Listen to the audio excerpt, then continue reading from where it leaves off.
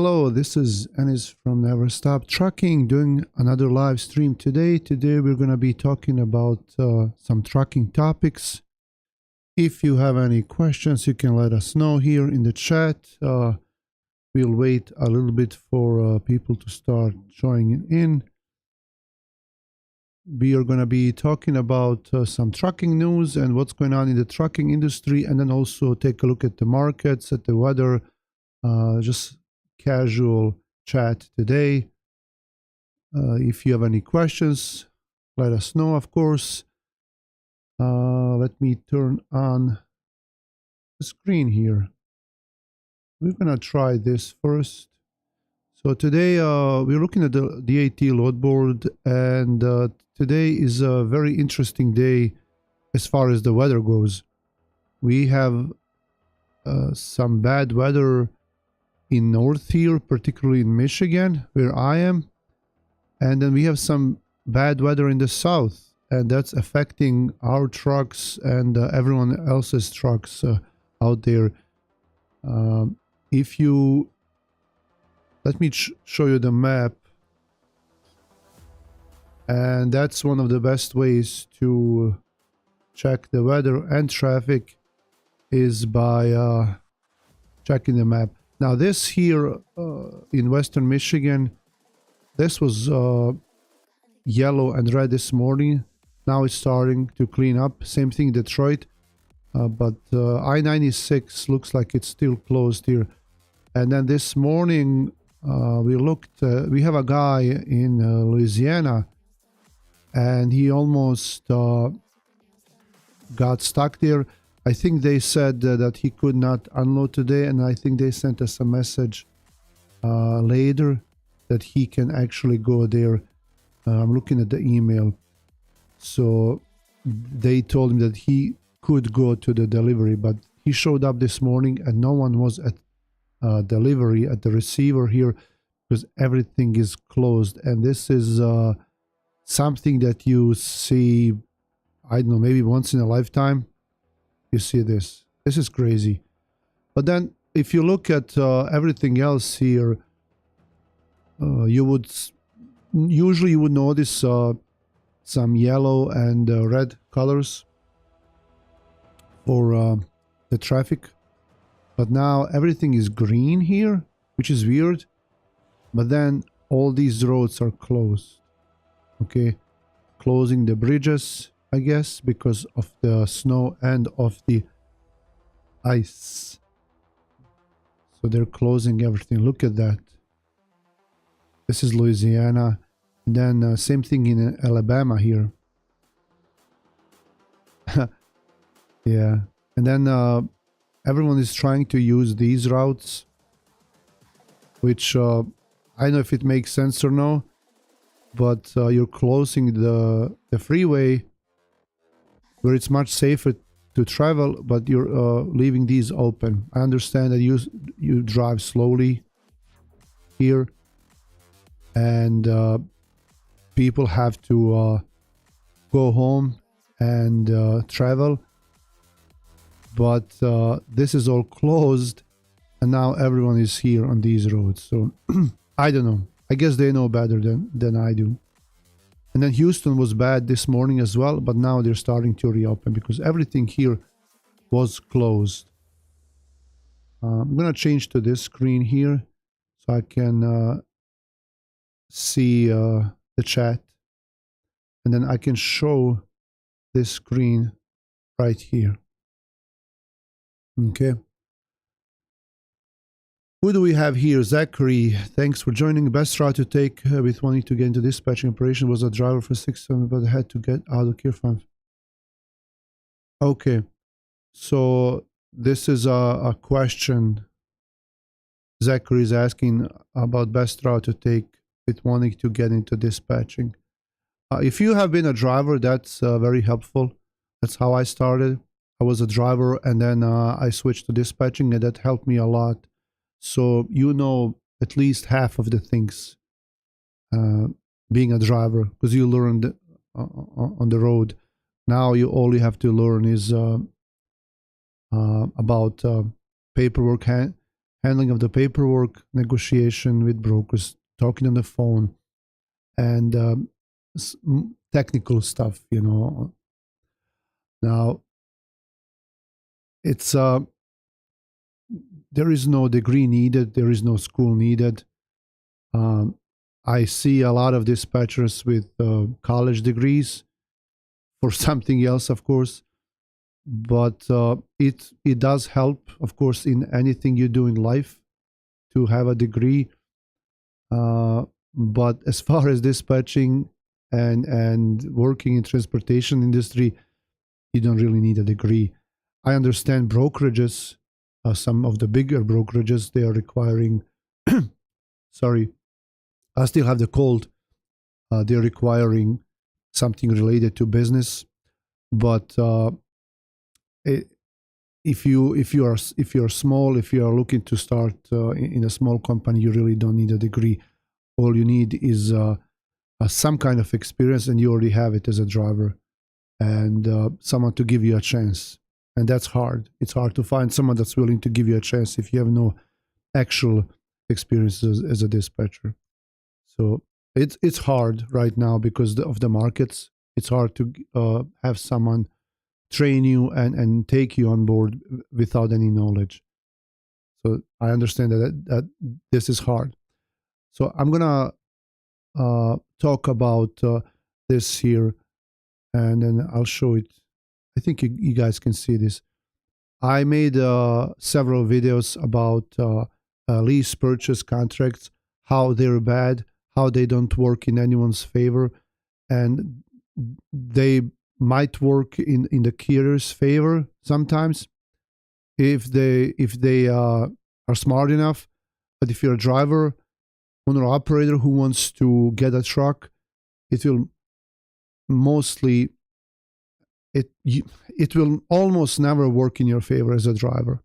And FMCSA has been looking into these contracts, and they've been asking the public and the drivers to submit those contracts that they have with some companies, with some trucking companies to them, and so they can study it, and then they can come up to a conclusion whether this is a good practice and whether this needs to be regulated or not.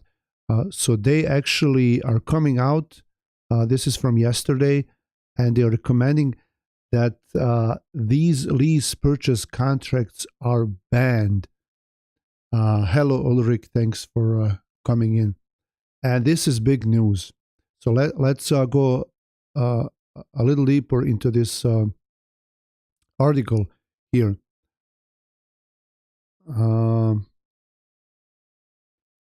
They call it a leasing task force.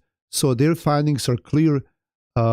They formed a consensus to recommend that such arrangements, meaning the lease purchase deals whereby a motor carrier controls the work, compensation, and debts of the driver, should be prohibited. Lease purchase programs are regularly established to enrich motor carriers at the expense of drivers. These programs promote a race to the bottom in driver compensation and treatment, pushing qualified drivers out of the profession. Currently, there are no effective checks on these programs or remedies for drivers harmed by them. Litigation, currently the only avenue for relief, can provide some remedy for the drivers involved, but has not led to a reform of these programs. Therefore, Congress should ban lease purchase agreements, all right, as irredeemable tools of fraud and driver oppression that threaten a safe national transportation system and diminish the number of truck drivers attracted to and who stay in the trucking industry. Now, I 100% agree with this. I put out some videos out there, and I understand most people don't have access to those videos because they know that they don't know that they exist. Therefore, they cannot watch them. But it's just crazy how I talk to people and I tell them, don't do any of these lease. Don't do this lease purchase. Don't even lease a truck from Penske or Ryder. If you have a huge company or a large company and you need reliable trucks. You need someone who's going to take care of the trucks. Then these lease programs from Ryder and Penske and such might make sense, but they are totally different. They are not lease to purchase programs. You basically are just renting those trucks and just using them. But these smaller companies and the mid-sized companies, trucking meaning trucking companies, they do this intentionally. These lease to purchase programs, where they intentionally uh, create these programs in order so that the driver, the owner operator, will never be able to actually get the truck to make any profit, and they will keep the driver in their hands forever or for many years to come by charging them ridiculous prices for the lease, by charging them a big percentage of their commission, and holding them, like kind of blackmailing them, um, because if the driver cannot afford repair, and most drivers will not be able to afford a repair on those truck, if especially if it's a high cost repair, because if these people had cash, they would probably buy a truck with cash, okay? Or if they had a good credit, they would probably finance that truck. Or if they had cash to make a down payment. In most of these lease purchase programs, they don't require a down payment. It's like just like sign and drive. But this tends to attract people who have no cash, or who have whose credit history is bad. And then, of course, these drivers will not be able to afford those potential repairs that will come up down the road. So when you have a repair that's $5,000 or even like $2,000, an owner operator would say, "Hey, I can't afford this. I can't afford this. Can you guys pay for this?" And then you can just deduct it from my check during next few weeks or next few months. And the carrier will say, "Yeah, of course, we can do that."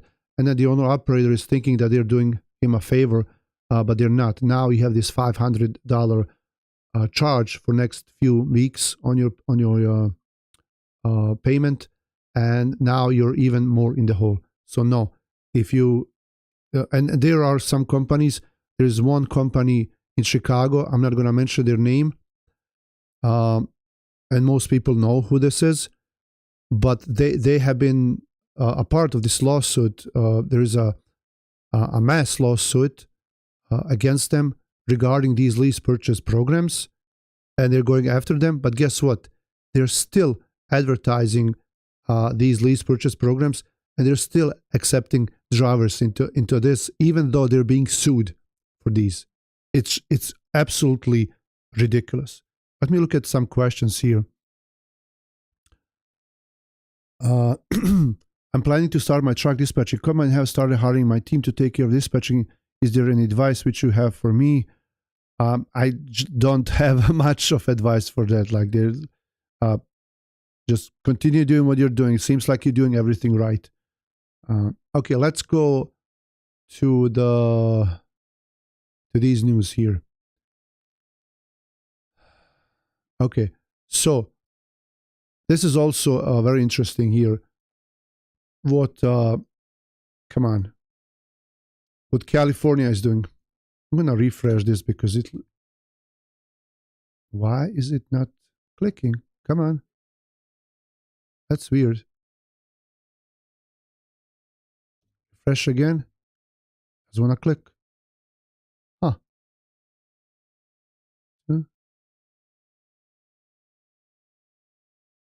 I'm gonna bring it here into different window and try to do it there. Uh-oh.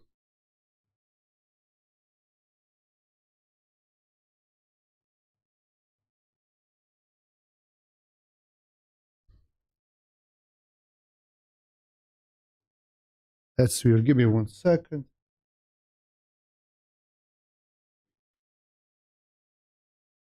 Now this is not good.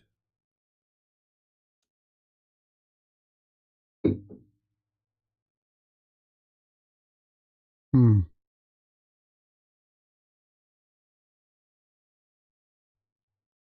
I have to do something. Give me 1 second.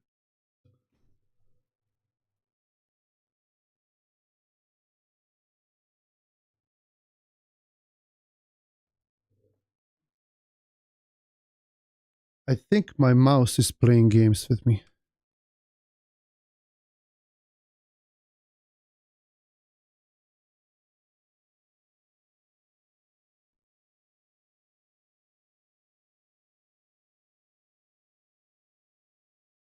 Come on.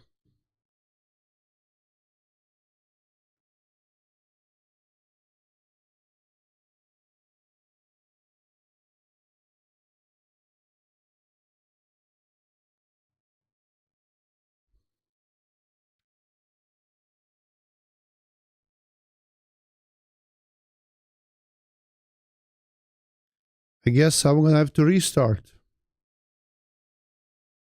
because everything froze.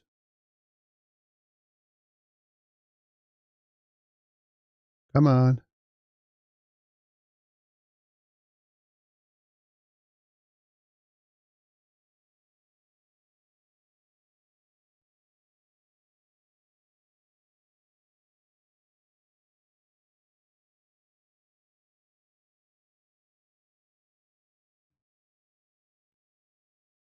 Okay, here we go. I think I unblocked it. Hello, hello. Okay, I'm just gonna go back here to bring this news here and see what I can do. We can continue going. Bring up the chat. Okay, here we go. I have been watching you a bit for now and wanted to say thank you as you have helped with a lot of insight into the trucking world for me.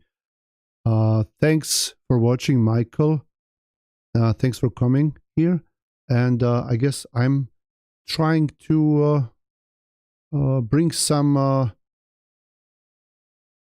of opinions there. And I'm sorry, just looking at these. What's going on with the stream? Man.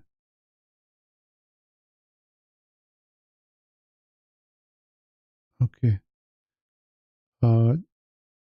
Trying to bring some of the experience that I've had in the trucking industry to you guys and give you guys a platform to ask questions and speak about those issues. Okay.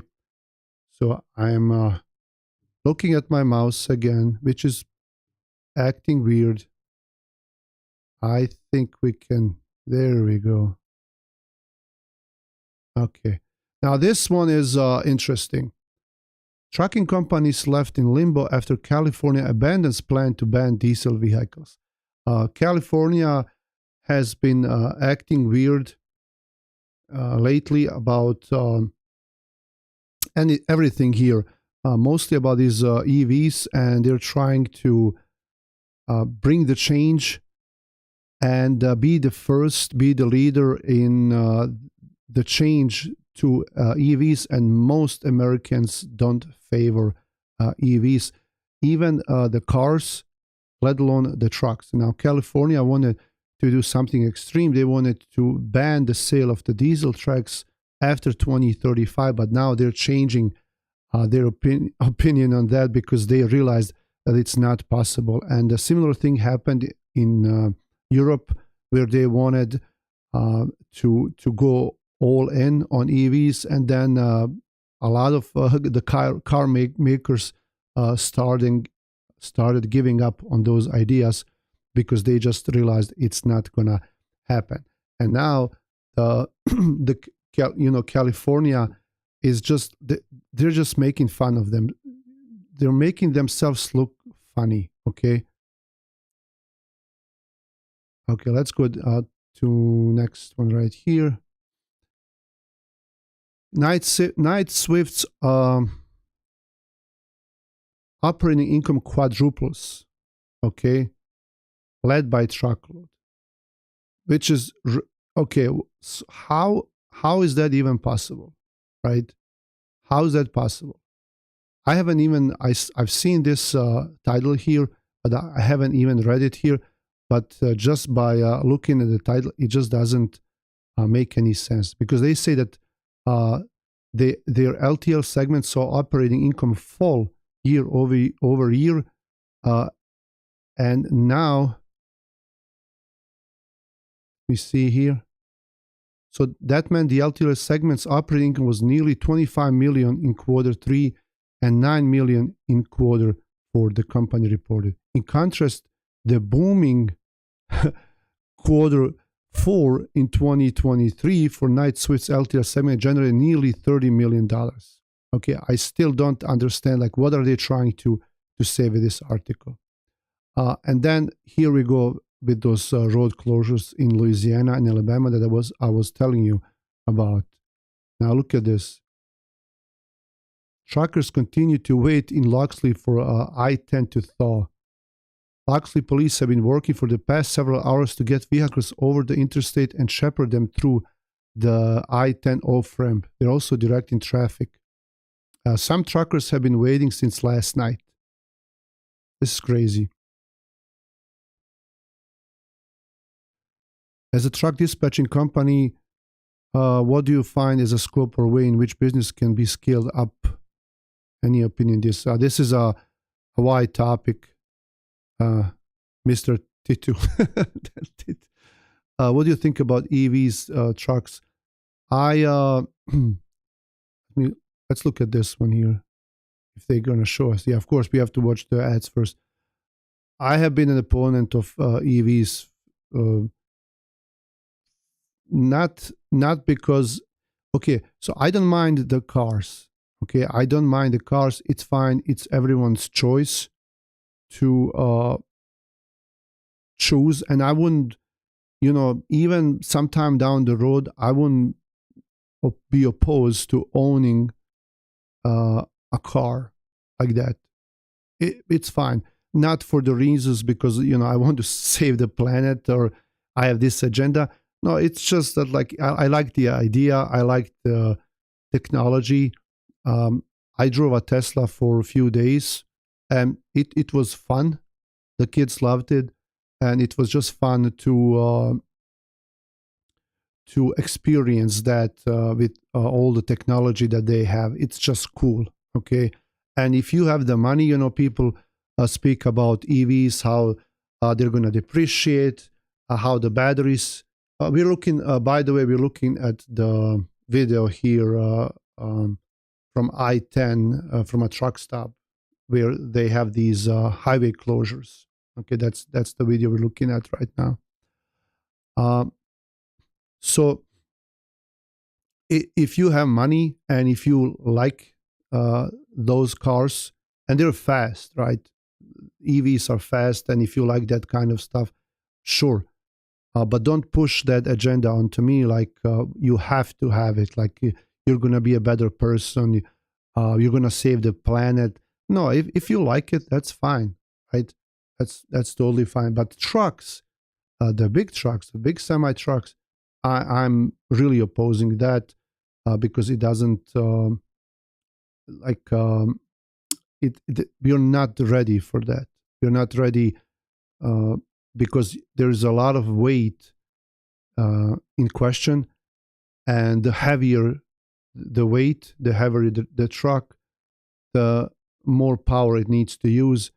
More it has to be charged more often, and you have to have huge batteries for that, and it will take a long time to charge them.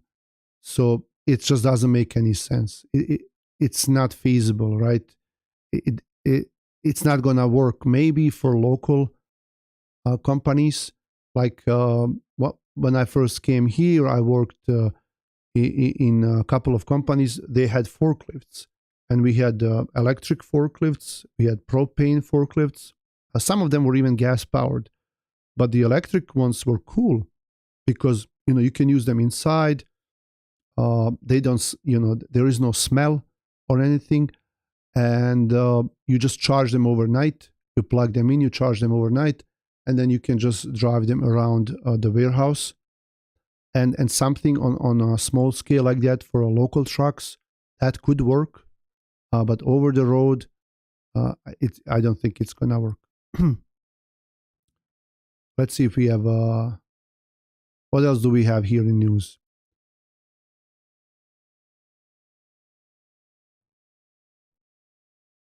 Okay. Oh man, look at this.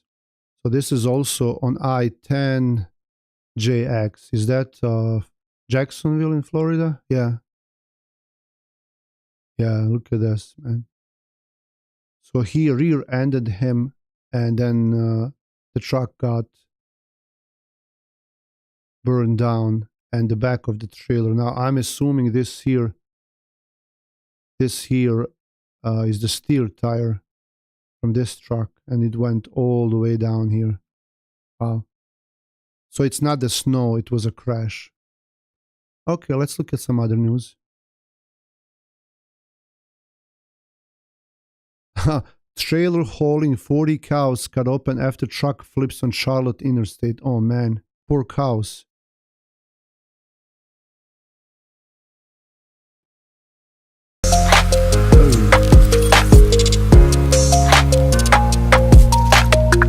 Switching gears now, drivers ran into cows tipped over. That wreck happened just after midnight. Oh man. It was right near exit 38 on the ramp from I-85 south to I-77 in northwest Charlotte. Our Mary Calkins has been on scene all morning, and she has more information. That ramp has a sharp left-hand curve, and just last year, They are the cows. Thankfully, the driver of the semi was not injured. The accident caused Driver was not firefighters injured. and Charlotte members. Unfortunately, we know several of the cows were. Trucker with 4 million safe miles named Minnesota's driver of the year. How many years do you have to drive to get to 4 million? Let's say you drive 100,000 miles a year. Wow. That's 40 years. Well, you know, I know drivers that have been driving for longer than that. And these are safe miles, right? This is not just any miles, it's safe miles. What do we have here? Slow trucking economy recovery amid economic uncertainty. Oh man, I like this title. It's a title that tells you nothing. It's probably one of those articles that will tell you nothing anyway. If you have any questions, you can ask me. This is more relaxed now. Now we can talk about almost anything here, but just don't like if you ask me general questions, you know, like what kind of tips do you have? I really can't answer those questions. If you have a specific question that has to do with something specifically, right? Then I would be happy to try to answer those questions. Okay, we spoke about this lease purchase in the beginning.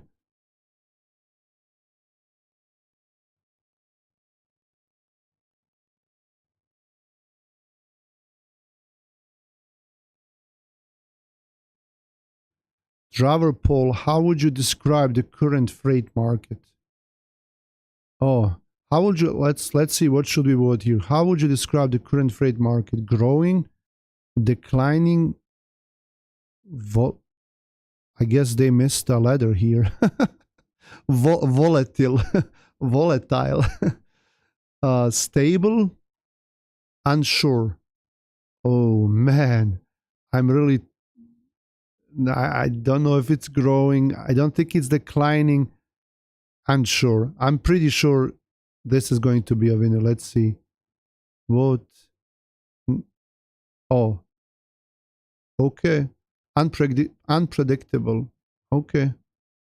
So this is and then the next one is that it's declining.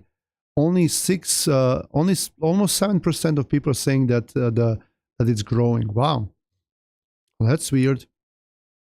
What else do we have?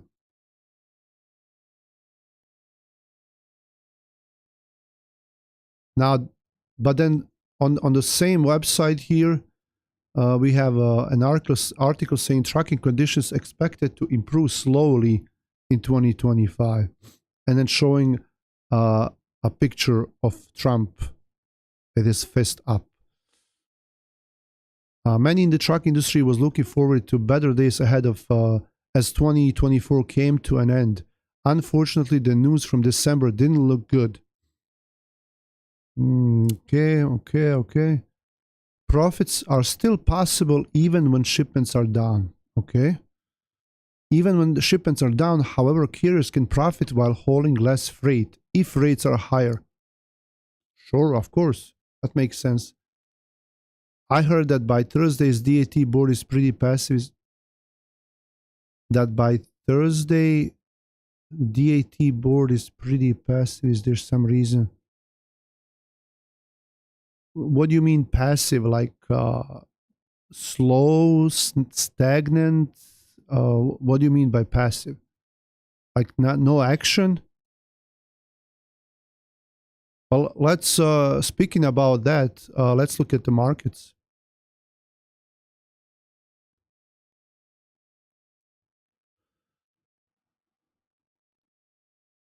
Okay. Now here we have this is van market conditions for van trailers outbound, and this is for the prior business day. So again, here we see very tight capacity here in parts of the Midwest, including Pennsylvania. Okay. I did see some loads. Usually you will have loads picking up here in New Jersey and Pennsylvania for around $1.50, $1.70. This morning I did see some loads for $2 picking up from here going southeast. Why that's the case, I don't know, but that's unusual.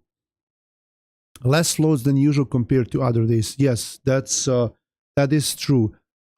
Beginning of this year in January, like first 2 or 3 weeks, we had a promising start, and we had some really good rates coming up, and we're still able. I mean, you have to dig a little bit deeper, but Emro and Chris, when they're booking loads, they still are able to book some of the better paying loads. It's much harder to find those loads and to negotiate and to win those loads, but they're trying their best. So it's not that bad, but it's worse than it was. But then, I mean, we all hoped that this is gonna stay like that, and we had some live streams here and some guests, and they were saying, well, this is all due to holidays, and then we had that those winter storms, and that had to do a lot with it. But then this week was a really cold week with really cold temperatures and some ice here all over the Midwest and then all the way to the south, and we are not seeing those good paying loads, especially in the south, right? We just looked at the maps here because we have a guy in New Orleans today, and they are not paying that much, even though a lot of companies are closed here. They're not paying. So why? What's the reason? I don't know. DAT load board is not very accurate as far as this load to truck ratio goes, right? I don't believe it one bit. It's a good way to see like where the freight is, and just to get a general feeling of what you can expect from what area. I'm not saying don't use it. You should definitely use this, but this is not very accurate, and I spoke about that a number of times. As in, why is it not accurate? Okay. Because brokers that are posting these multiple loads and brokers that are posting same loads from one shipper and posting false pick up cities and pick up delivery destinations, false rates that they're posting. Like this load, for example, has 5 stops, and they only put in like the last destination, and of course they're gonna be paying more money for that.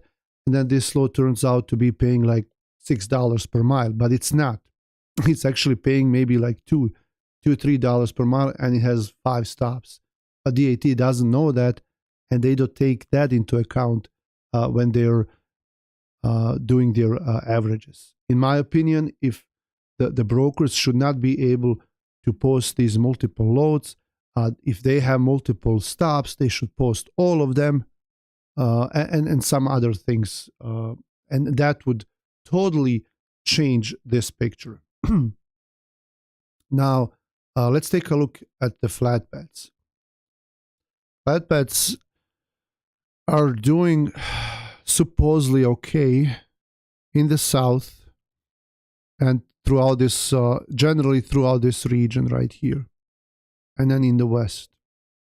But everything here in the middle is bad. That's the prior business day. Current day, we don't have that much data, but it's similar. What about reefer for the prior business day?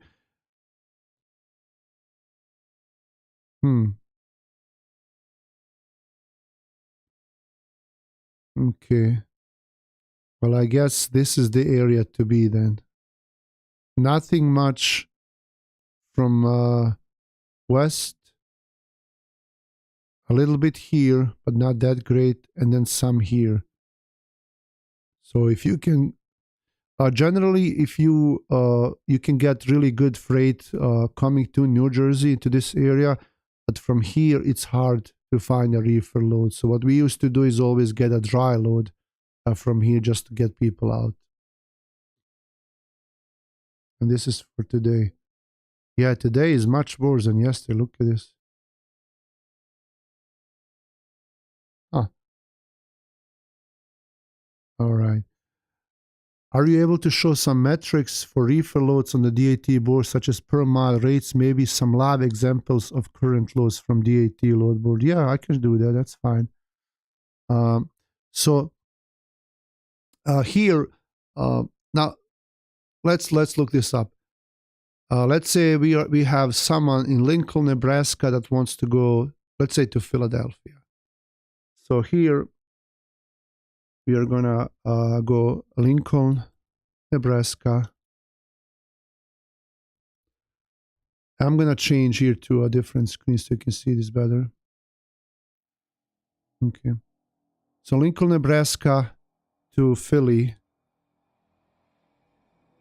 Philadelphia, and then we're gonna do reefer. And then you can search for a quick rate lookup. So they're saying the average is $3.41 per mile, and this is the 15-day average. So the range is anywhere from 4,000 to 4,600. Now let's do it the other way around. Oh, come on. I think my mouse is giving me trouble again.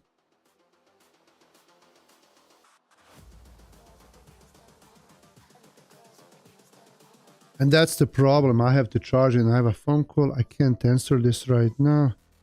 I will call this guy back. Okay. Check my messages. Okay.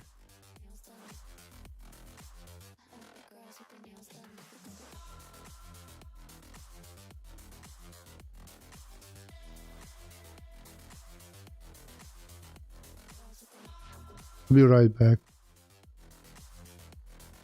To answer my text messages because I have a lot here.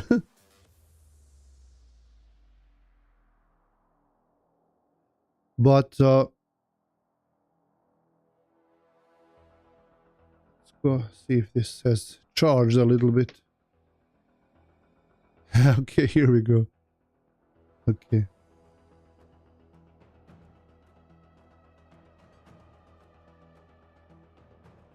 So we're gonna do back.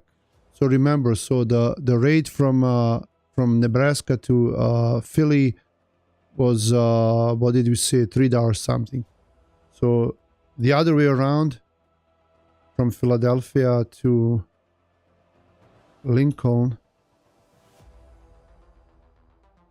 for a reefer be $1.71 per mile. Okay. So your average would be 2.5, a little, just a bit more than 2.5. Let's look at some. Let's look at some loads. So let's say we have a truck in Lincoln, Nebraska, and this is a reefer truck, and we're just gonna open it up to go anywhere, and this is gonna be for today. 180 results. If you sort it by highest rate, so of course they have something going to Florida for $3 per mile, and then it goes down. It goes down. This is all Florida. So here's that one load going to New Jersey, 4,400, 1 and 1. So you can expect to get somewhere around $3, but hey, they have cheaper loads, right? They have cheaper. They can go cheaper. They can go to $1 per mile. Look at this. $2 per mile to Oklahoma. Okay, let's see where the tightest market is. So where it 100 Dallas. So Dallas is supposedly very tight.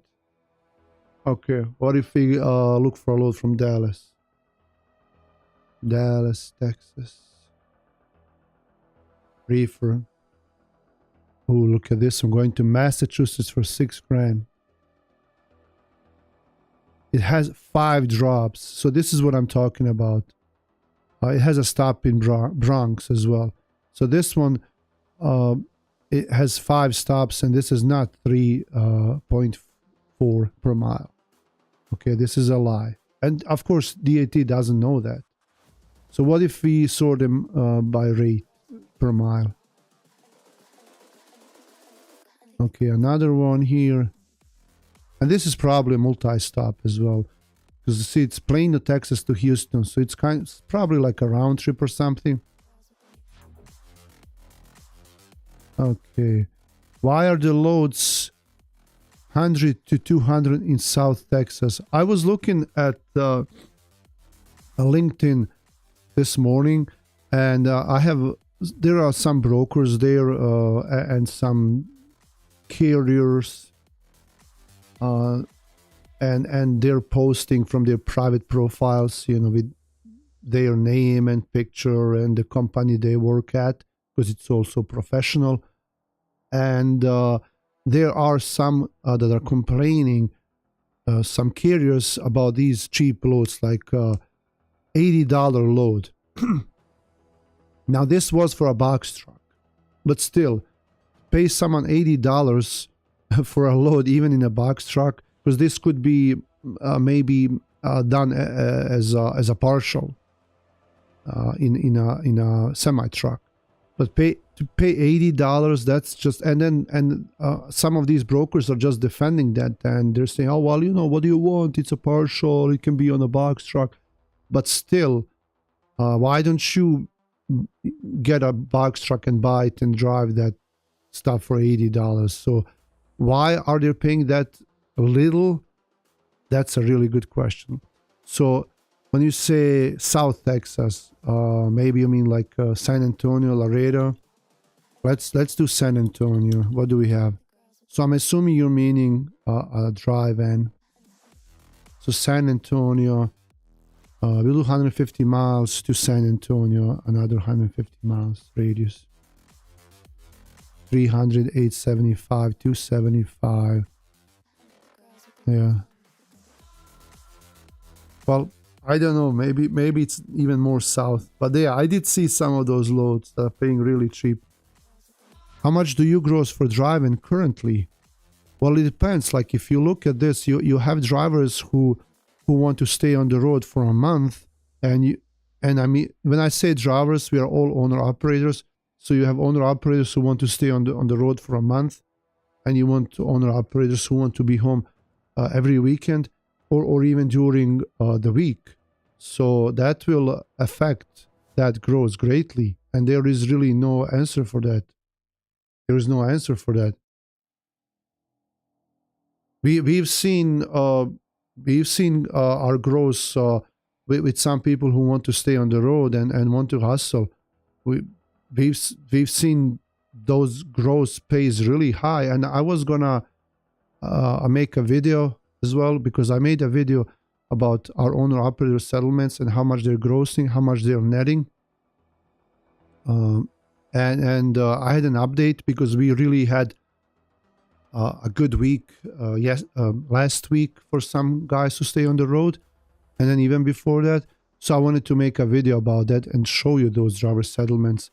And when people ask me about the growth, I don't think that's a good question to ask, no matter if you're a dispatcher or if you are a driver. That's not how should I say, an educated question. That question, in my opinion, it's not a right way to ask a question like as far as the pay goes, because it really doesn't matter how much you're grossing. It matters how much you're bringing home after all the expenses. That's what matters. You can gross all you want, but if your bring home pay is less than the average, then it's not worth it. You're just putting a lot of wear and tear on your equipment. You're driving a lot of miles. You're using a lot of fuel. You might be driving faster, speeding faster than usual just to get to that appointment. And you might be grabbing heavy loads, going through mountains, and your fuel bill, your diesel could be over $2,000 a week or more. And what have you accomplished? Nothing. In my opinion, it's better to find smart loads, shorter miles perhaps, but better pay per mile, because you're going to be saving so much money and so much time.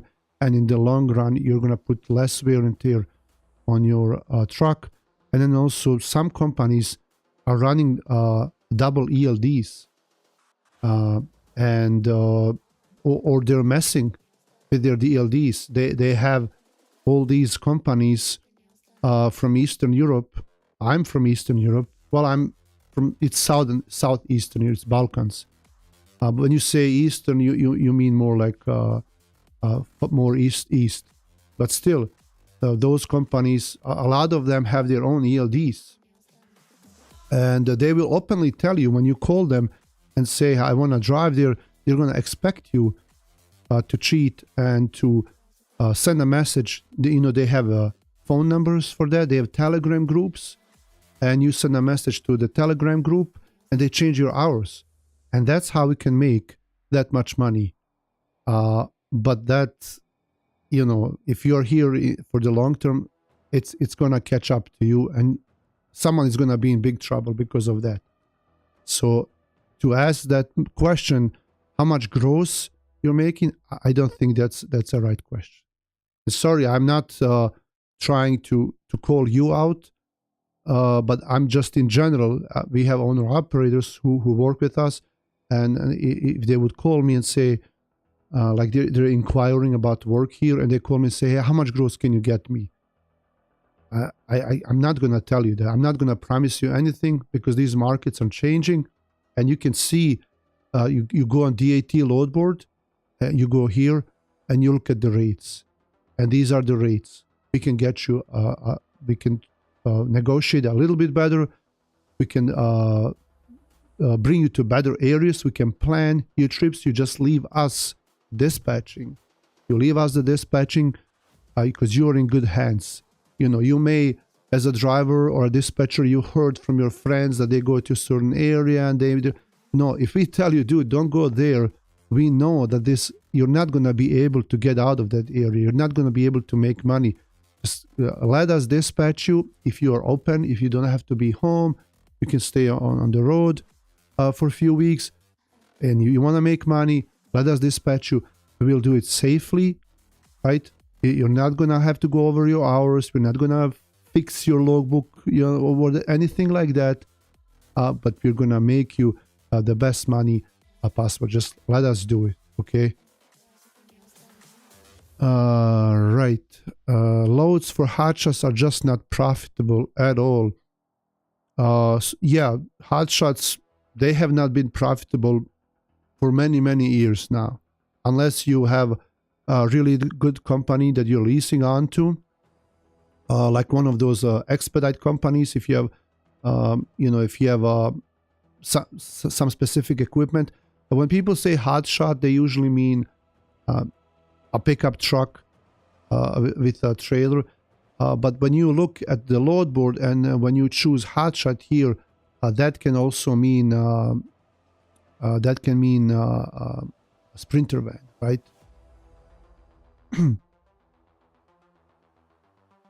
Where is it?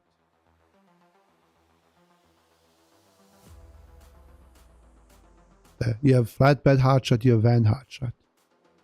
Okay.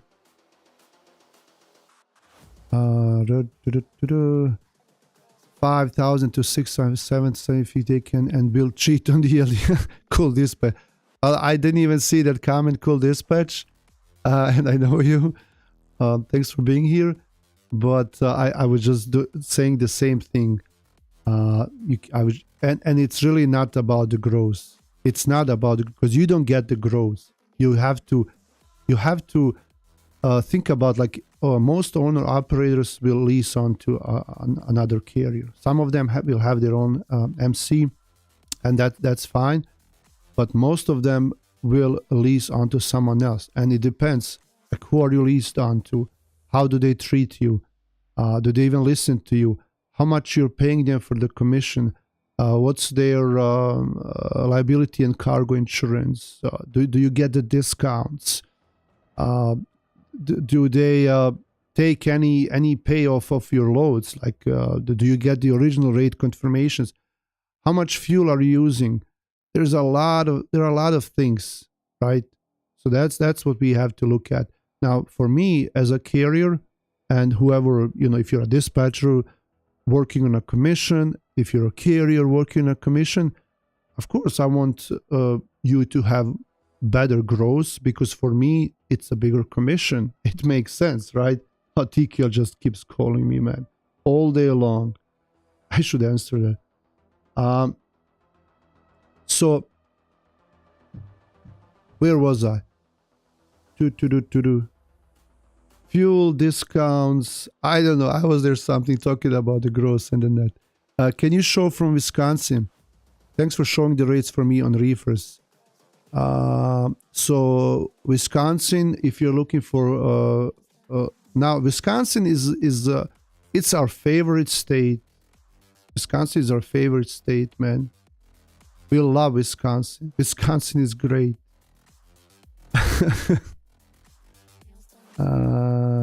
Okay.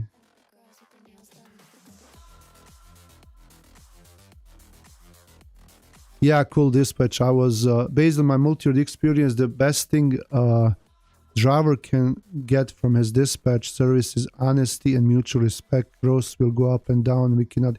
Yeah, I was speaking about the growth. Thank you. So for me, of course, like if you gross more, then the commission is more, right? Therefore, a dispatcher or a carrier gets better pay. But guess what? To me, it really doesn't matter if I get $50 or $70 more per week or $100.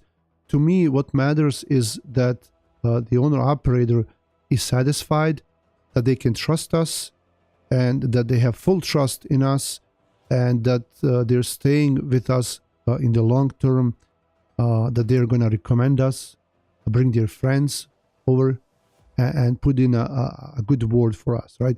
That's what matters. So, we are, as a carrier, our commission is 12% because they're leased on to us, right? We are not dispatchers, we're carriers. So, if a driver grosses 6,000, for 12%, that's $620. Now, bear in mind, we also have the factoring fee, so we don't get the full 620. But if a driver grosses out, hold on, not 720. But if a driver grosses out 5,000, then that's 600, right? So 600 versus 720. There is a difference. It adds up. I understand, but to me, right? I don't want him. I don't want the driver just to push, so they can get a bigger gross, so we can get more money. No, I want them to have a bigger gross, so they can have a bigger profit. So we want to do it in a smart way, to send them to good areas, to try to find them lighter loads, to make sure that the check that they're getting from that 6,000 gross is not $3,000 or $2,500. We want to make sure it's $4,000 net, right? So that's our goal. Now, back to the rates here. So let's say Wisconsin, you're in Green Bay or maybe Milwaukee. Let's do Milwaukee, because Milwaukee is better. And there can be some good loads from here, from Green Bay, from the northern part of the state. That I'm not saying that there are no good loads, but I like Milwaukee because there are more. There's more industry here. Now Amaro will probably say, "Hey, no, but in the north you can get better loads," and he's probably right. But I just like the Milwaukee area better. So if we go to here, Milwaukee, and let's say we want to go south to Texas as a reefer. So let's say we're going down to Houston. Let's see Houston first. Houston, reefer, 2.58. So when you see 2.58, of course you want to shoot for the higher average. You want to shoot for 279. You want to shoot for 3. But we shouldn't settle for this average. Right. What about van?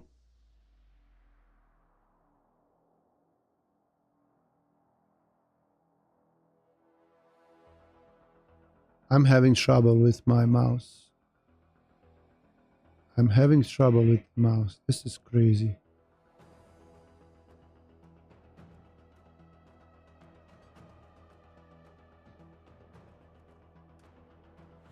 You don't have to charge this mouse for 30 days, and then when you do a live stream, it dies on you.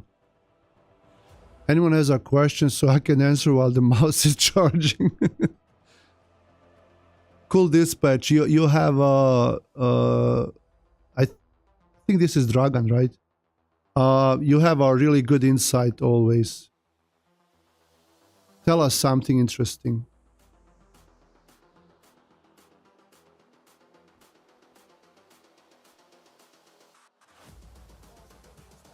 You're waiting for Cool Dispatch to tell us something interesting.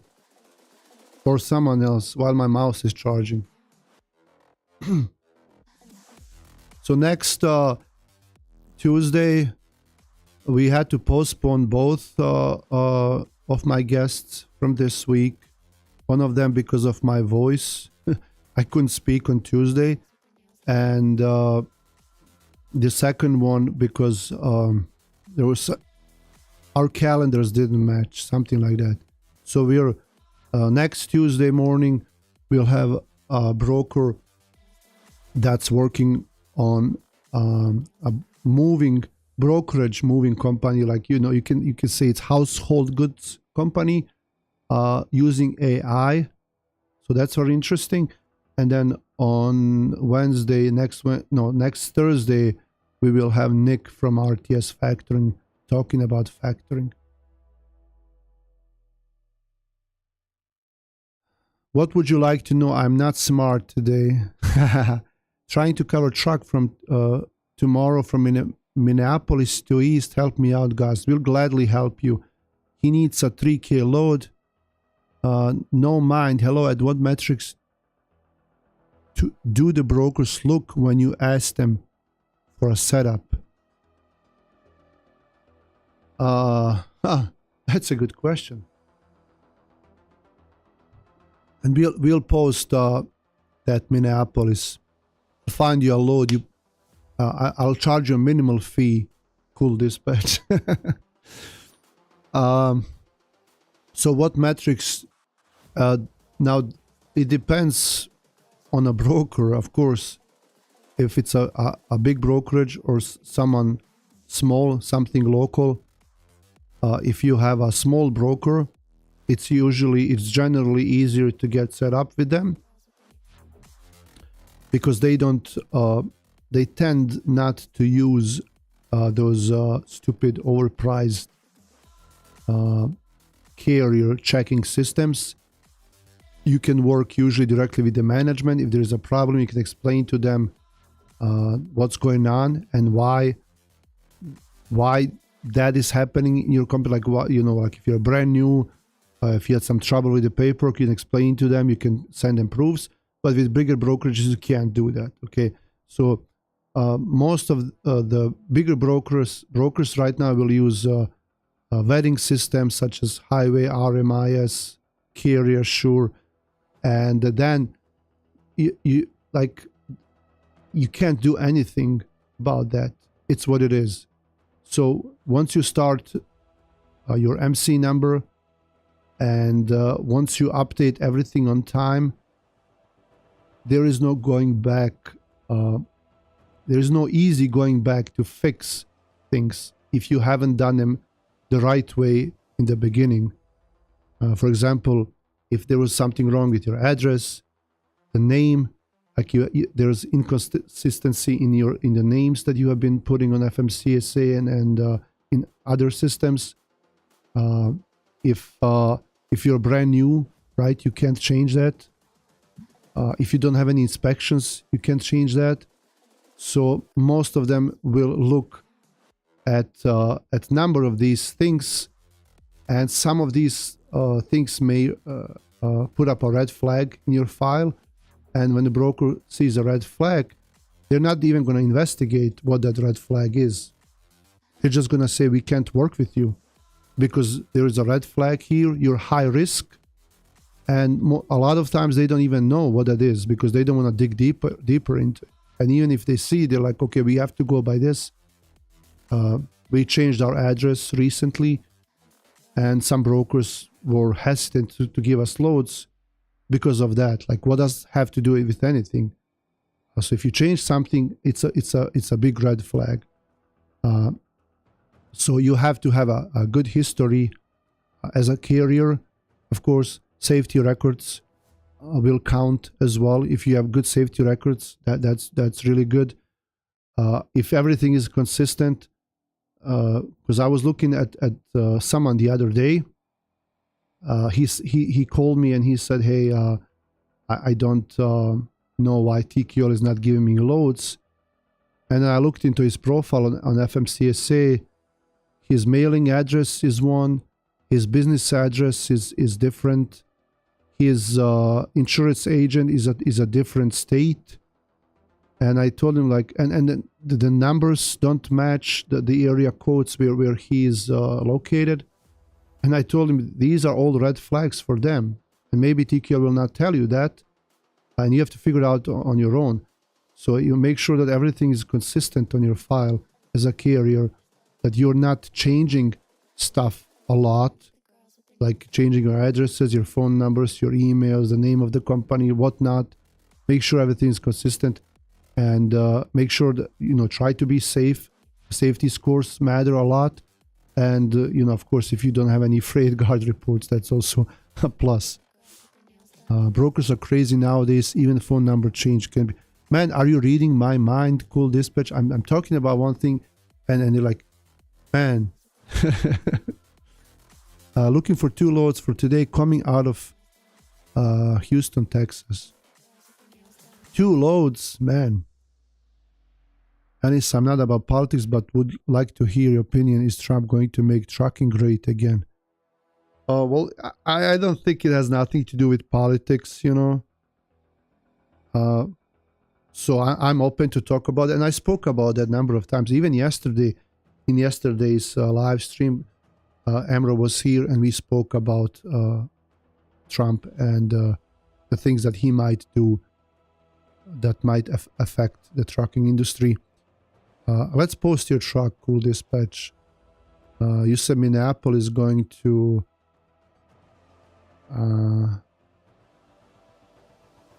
was it east?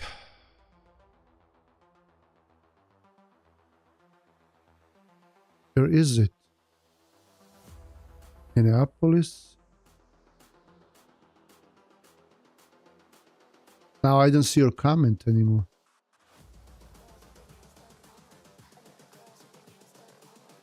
Oh, you covered it. You deleted that comment. Booked for $28.50. Oh wow, you're watching a live stream, you're chatting with us, and you're booking loads. Man. Okay. It seems like brokers do not care and they will not even listen to you. They will just say cannot work with you and hang up the phone. Yeah, because it's their time right now and they don't wanna admit it. They just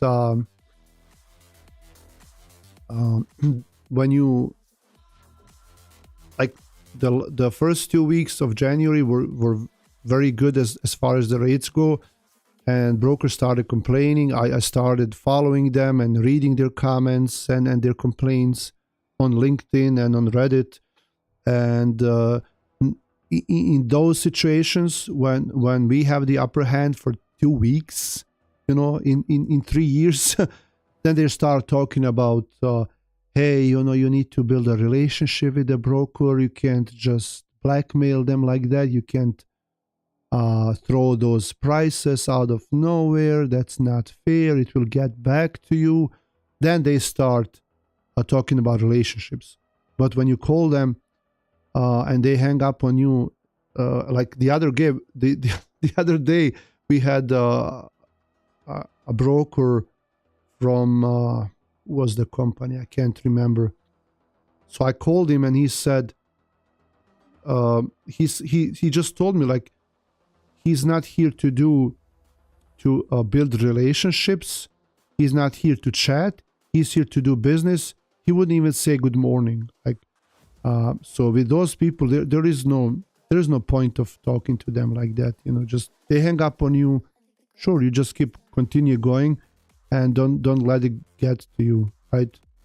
Don't let it ruin your day, right? Because for every 1,000 brokers out there, there is one good broker. So politics. Lately, we cannot download your videos. What changed? Moha Abdi, I don't know if you asked me or someone else asked me about downloading my videos. Honestly, I had no idea you were even able to download them, right? And then they asked me, like, why can we not download those videos? I didn't even know you could download them, to be honest. And I don't know if I have any control over that, honestly. Because here I'm looking at the channel here. So let's say we go to this video. Download. Huh. Well, you have to have a premium subscription. You have to pay a subscription in order to download it. And I don't know if you even download it. I think you just save it somehow to watch later. Where you can watch it offline. I don't even know how that works, right? So, like I said, I don't even know why you were. Do you use like a third-party website where you can download YouTube videos? Like one of these download. There are a lot of them, and they keep changing. Download YouTube videos. So there are some of them you can use. Like this one, you just put in the URL and then just download it. I don't know. But anyway. Okay. Do you guys personally know some folks who quit dispatching due to bad market? I don't know anyone that quit dispatching because of that. When you say quit, I'm assuming that person already worked in the trucking and therefore they were experienced. And there is always some kind of work for experienced dispatchers. They just have to find the right position for them. But that they quit dispatching, I know a lot of drivers that quit, but not dispatchers. Man, dispatchers don't quit, right? I have several friends who change jobs completely. Huh, that's interesting. Well, we are thinking of hiring a therapist here that we can do 1 hour session therapy every day after work or even before work. So every good dispatcher should have a good therapist, okay? A lot of drivers who retire because of market. Ideally, everybody has to be professional, but it's what it is. No, yeah. Speaking about professionals in this industry, in transportation, it's some brokers will argue that brokers tend to be more educated than carriers, dispatchers, or drivers. It could be true. It doesn't have to be true. Maybe it is true that they are bragging about it more because there are a lot of drivers with college degrees and dispatchers and carriers, trucking company owners that have degrees, but they don't brag about it, right? They just do their job. But brokers tend to think that they're better because of that. Some of them are better trained as far as sales go, as far as customer relations go. So because they will work in a large company and therefore they will get a better training and more professional training. But then we expect them to act professional, more professional because of that. But guess what? They don't. They act in the same way like someone that's here on the other line who don't have any formal training, who may not have a college degree and some specific training as far as the sales go or any like that, but they still act not professional. They will hang up on you, they will call you out, they will cuss you out, they will not greet you, they will not get back to you. Like when you read their emails, so why did you pay for all that education? Why did they train you if you were like? It takes a good person with good ethics, a naturally good person to be good. You can have all the training, all the degrees in the world. If you are a person with a bad character, then nothing is going to help you, right? So I just don't want to even think about those people, right? They're not worth it. What type of trailer do you have in your company? Right now, we have mostly dry vans right now. We had a couple of flatbeds, and these both guys have their own drivers, and now they're looking for different drivers, so their flatbeds are sitting. So right now we're all dry vans, but once these guys find drivers and go back on the road, then we will have those flatbeds again. So now it's 53-foot dry vans that we have.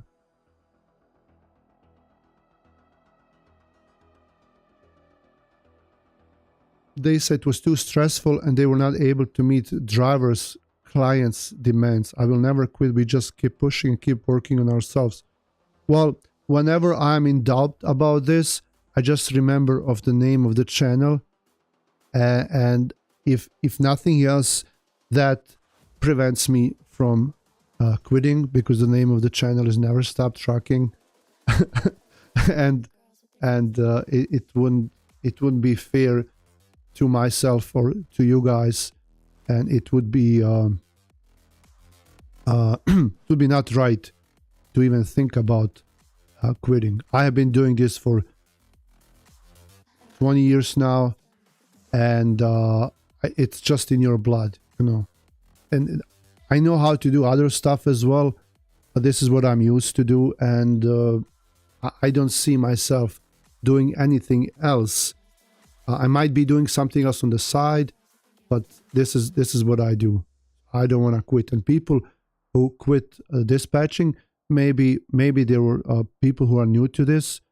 Maybe there are people, you know, something bad happened to them. They had some really bad experience, maybe with their employer. Because if you have a good employer, then it makes all the difference in the world, right? It doesn't matter what the clients are, because anything you do in life, any kind of business that you do, most likely you will work with people. It can be a customer, it can be a partner, a contractor. It's difficult to deal with people. Even like, let's say you're a bank teller, you have to deal with people. And here you have to deal with people. It's everyone, like people who are landlords. They rent their houses and condos, and they're dealing with a lot of stress too. So if you want to accomplish something, if you want to, you know, even be your own boss, or you know, have a really good salary where you know, build your career and go to top, it's going to be stressful. Pozdrav, Aleksandre. Good to see you. I have a feeling that Cool Dispatch is from Central Asia. I don't think so. I know he's not. We are from same country.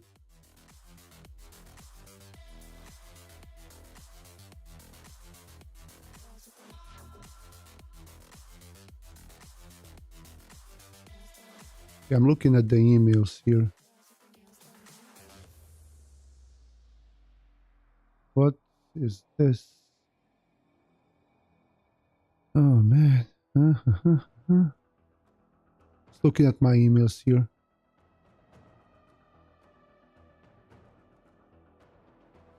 Central Asia.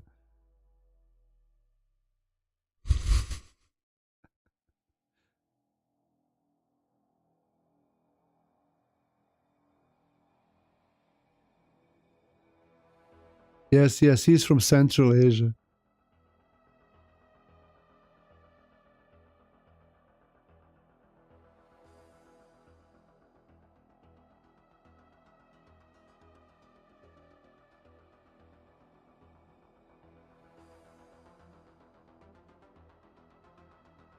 I'm looking at your website, Cool Dispatch. I'm looking at your website here. It's a nice website. Looks good. It's cool. Your website is cool. You have a blog as well. What are you blogging about? Haram loads for Muslim drivers. I want to bring this. I have to talk. I'm sorry to call you out, man. Yeah, look at this. He's looking at the same thing. Oh, that's so funny. Oh, that's why. Okay. Okay. So let's see about his fatwa here. Like, what is he saying? Oh, look at this guy driving, you know, in a thobe. Alcohol, pork and pork products. Okay, tobacco, intoxicants, riba is interest. Dead meat.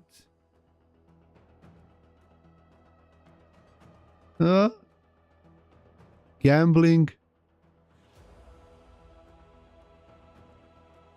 Wow. This is really cool that you thought of that.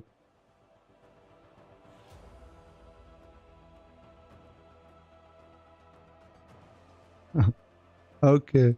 Well, here's a little advertisement for you, Cool Dispatch. Right? So here we go.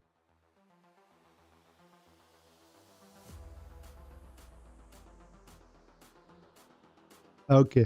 Well, if no one else has any questions, I think we can call it a day. We have been streaming for how long? I can't even see it here. It usually shows it here. Oh, well. Thanks everyone for watching and being here. This was fun. If you have any suggestions, in description of this video, there is a link and you can send me content suggestions, and it can be for a video, it can be for a live stream, it could be in general. Let me know what you think about the stream, what I could improve, what time works best for you to do the live streams, and so on. Okay, so any input is really helpful. I'm gonna go back here, turn this off. Here we go. Cool chatting. Yep. See you guys later, and you have a great day. Stay safe, and go ahead and find some really good paying